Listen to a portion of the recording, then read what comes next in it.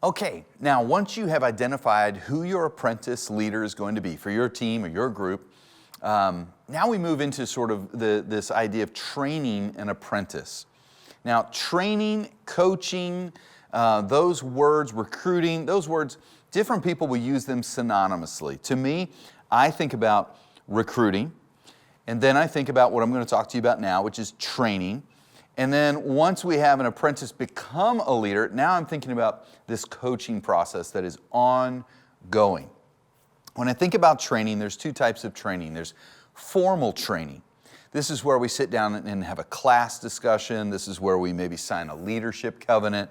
This is where, it's a formal training process. There's certain information, there's certain things that need to happen in a formal training process.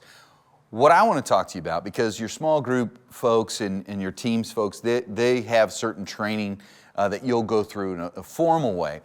What I want to talk to you about is this training sort of transformational process. It's the lifeblood of multiplication. It is this idea that life on life, we are going to be doing life together, and we're going to be having conversations together along the way. I'm going to be training you up over the course of time, and it's a relational process.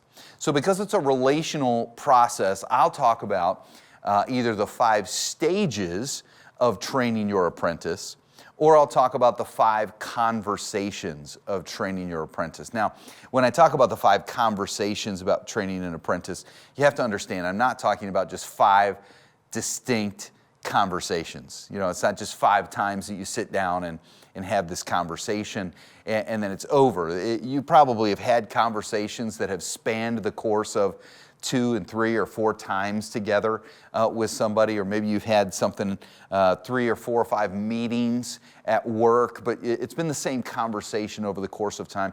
That's really what I'm trying to get at. There are 5 stages in this conversation, or 5 different conversations that span the time. Okay, you know what I'm talking about. The first one is this. When I have a brand new apprentice, very simply, this is how I think about beginning the conversation. It's I do, you watch, and then we talk. So if I could use the context of small groups, what I would tell you is that I have an apprentice, and maybe I introduce the apprentice to the group or that sort of thing, but basically, I will run the group. I still run the group the way I've been leading the group. I lead the small group time, or the prayer time. I lead the discussion time. I make sure the snacks are there. I'm really leading the group. But now that I've identified my apprentice, I'll get together with that person maybe after the group for 15 minutes, or maybe on the phone or Zoom, or we'll go out to lunch or something. And I'll say, hey, you watched me lead the group. What did you think? What was unclear?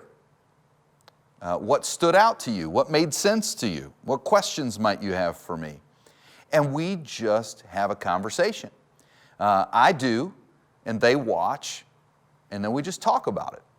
That's the first conversation. Now, after that's gone on for a little while, and you're prayerfully and thinking through this and evaluating this person's, and evaluating the conversation, the input of this person, then we move into the second conversation, which is I do, and you help, and then we talk.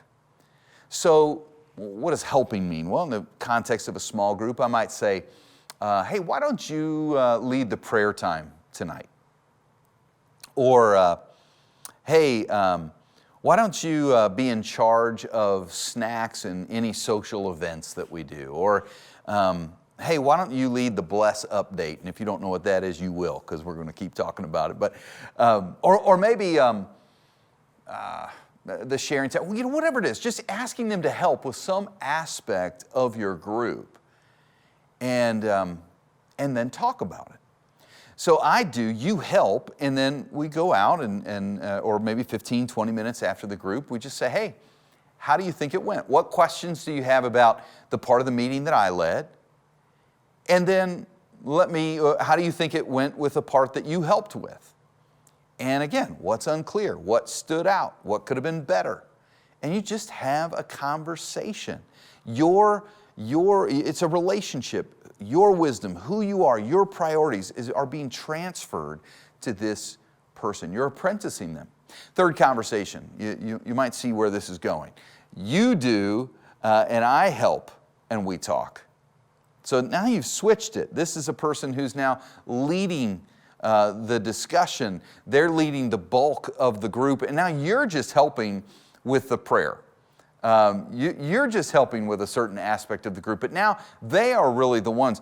And your effort as the group leader really becomes more and more about preparing that apprentice to really lead the group, to give them as much opportunity as early as possible to lead under your direct influence. So you do, then I help, and then we talk. And again, discussion, same thing. What stood out? What questions do you have? What's unclear? And you give feedback and you talk through it. And then number 4, you do and I watch and we talk. Again, just sort of another step back to say, hey, you're just really leading this group. And at this point, your bandwidth opens up. You might identify another apprentice. You might really lean into doing more evangelism in the group, or coming along and helping the group do more outreach in your community, or it just gives you as the leader more bandwidth to come alongside and help that group become all that God wants it to be. And then finally, you do, I watch, we talk. The 5th one, and this is so important, it's you do and then make sure someone else watches. Do you see that? Because that's so important. It's so important that we don't just multiply a new leader, but we instill in them the value of multiplication. So that 5th conversation is really important. Say, hey, you're leading a group. You start asking questions like, who do you think might be a good apprentice for you? Teaching them to what it looks like to recruit an apprentice. Or how's it going as you're recruiting apprentices? So you do, someone else watches. The 5 stages or conversations of training an apprentice leader.